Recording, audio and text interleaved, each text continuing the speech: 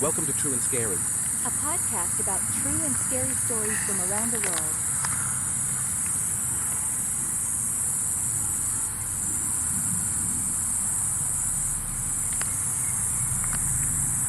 I am Joseph. This is True and Scary.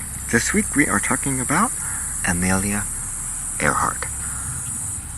Amelia Earhart's disappearance.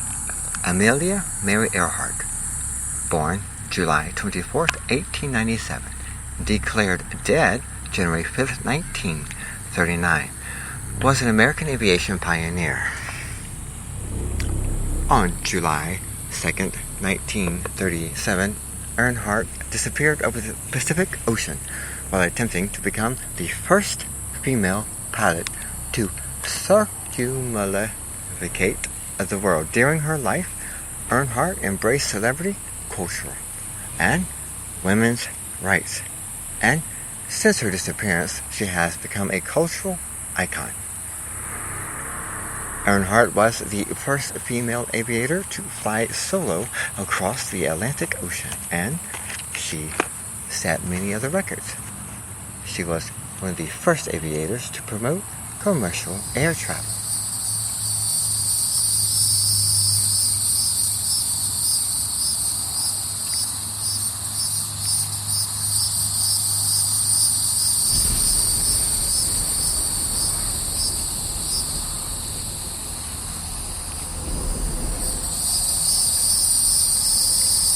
Wrote best-selling books about her flying experiences and was instrumental in the formation of the 99th,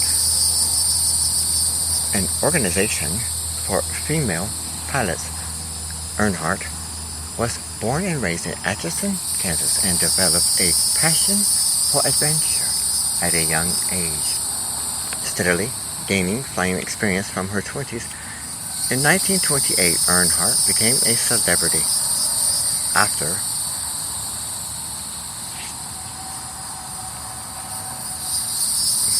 becoming the first female passenger to cross the Atlantic by airplane. In 1932, Earhart became the first woman to make a non-stop solo transatlantic flight and was awarded the United States Distinguished Flying Cross. I am Joseph. This is True and Scary. We will be right back right after this. Children, and remember, don't be so scared.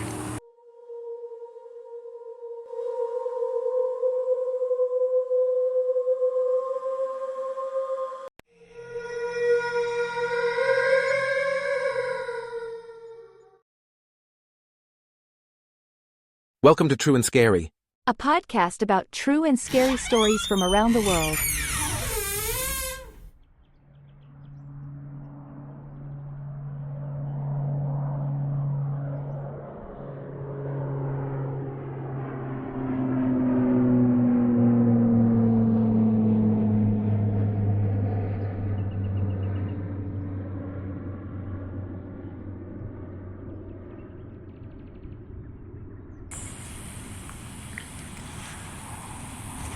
Earhart became a visiting faculty member in 1935 at Purdue University as an advisor in aeronautical engineering and a career counselor to female students. She was a member of the National Women's Party and an early supporter of the Equal Rights Amendment. She was one of the most inspirational American figures from the late 1920s and throughout the 1930s.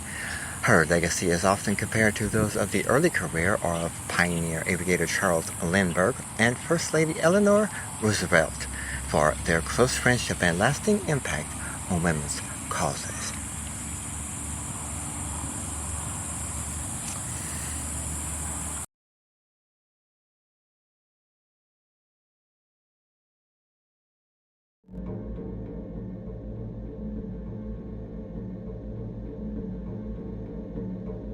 Welcome to True and Scary, A podcast about true and scary stories from around the world.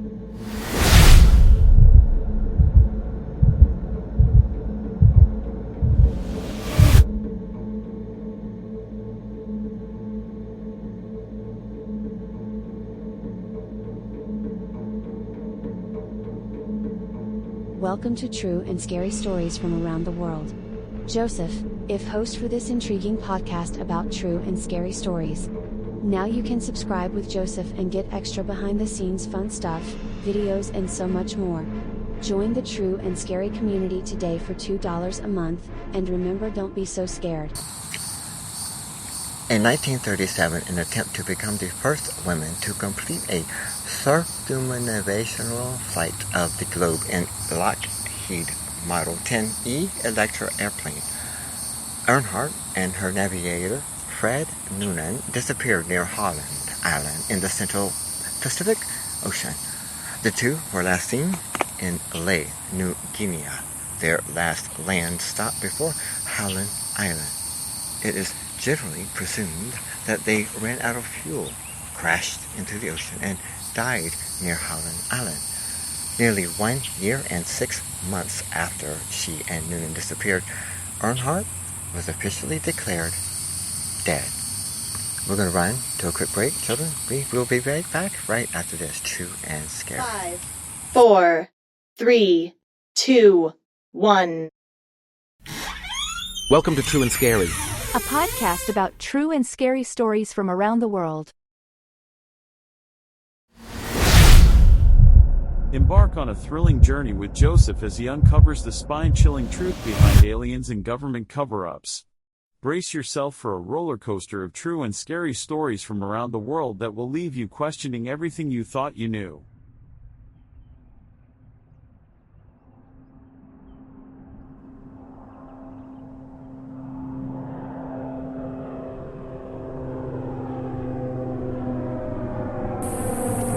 The mysterious nature of Earhart's disappearance has met public interest, and her life remains significant. Earhart's airplane has never been found, and this has led to speculation and conspiracy theories about the outcome of the flight.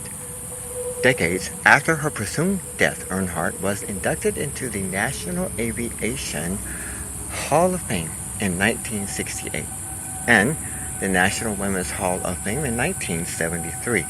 Several commemorative memorials in the United States have been named in her honor.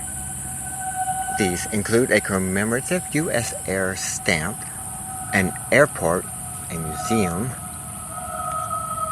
a bridge, a cargo ship, an earth-filled dam, a playhouse, a library, and multiple roads and schools.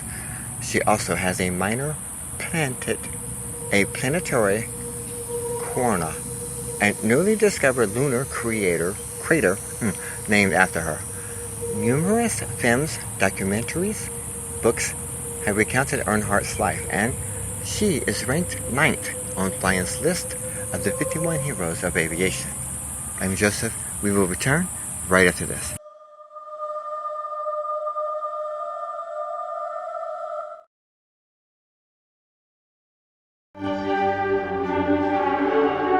Welcome to True and Scary. A podcast about true and scary stories from around the world.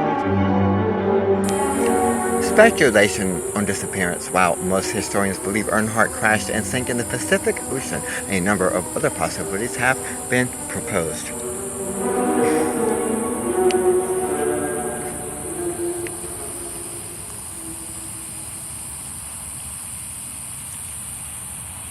Including several conspiracy theories. The Gardner-Allen hypothesis supposes Earhart and Noonan were unable to find Holland Island and continued south to Gardner-Allen, that is now known as Nikumaruga, has been the subject of inquiry as a possible crash landing site, but despite numerous expeditions, no link between Earhart and the island has ever been made.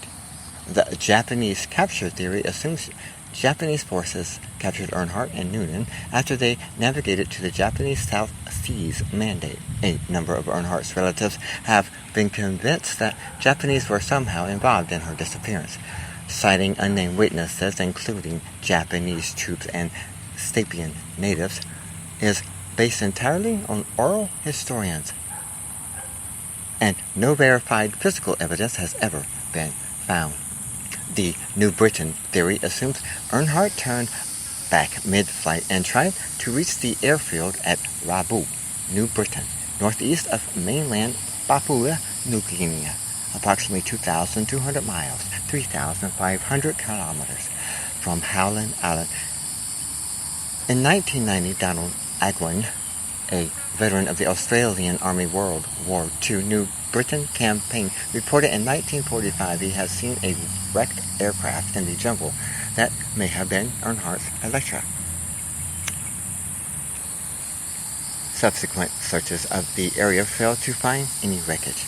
In November of 2006, National Geographic Channel aired an episode of its series Undiscovered History that supposed Earhart survived the world flight and changed her name, remarried, and became Irene Gagmel Bolam. This claim had originally been published in the book Amelia Earhart Lives in 1970, which is based on the research of Joseph Servatius. Shortly after the book publication, Bahom filed a lawsuit requesting $1.5 million in damages, and the book's publisher, McGraw-Hill, withdrew it from the market. Court records indicate that the company reached an out-of-court settlement with her. Planning early in 1936, Earhart started planning to fly around the world. If she succeeded, she would become the first woman to do so. Although others have flown around the world, Earhart's flight would be the longest at 29,000 miles, 47,000 kilometers, because it followed a roughly equatorial route. Earhart planned to court publicity along the route to increase interest in a planned book about the expedition. Purdue University established the Amelia Earhart Fund for Aeronautical Research and gave $50,000 to fund the purchase of Lockheed Electra 10E airplane. In July 1936, Lockheed Aircraft Company built the airplane, which was fitted with extra fuel tanks and other extensive modifications.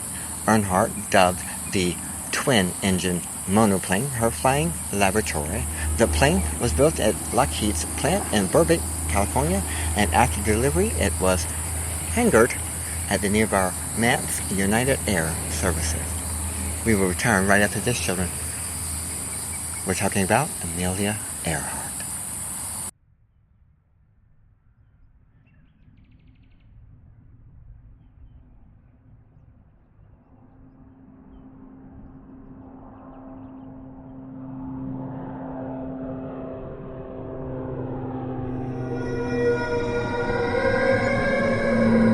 Welcome to True and Scary, a podcast about true and scary stories from around the world. I'm Joseph, and this is the conclusion of part 1, Amelia Earhart. Join us next time for part 2. I'm Joseph here on True and Scary. Remember, children, don't be so scared.